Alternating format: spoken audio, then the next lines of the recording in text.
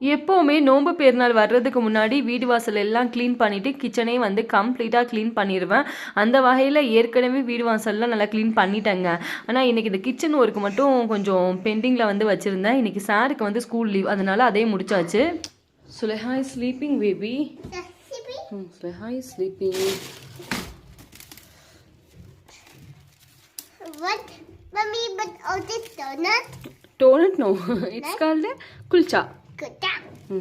No, this is not good. This donut. This is kulcha donut. This one.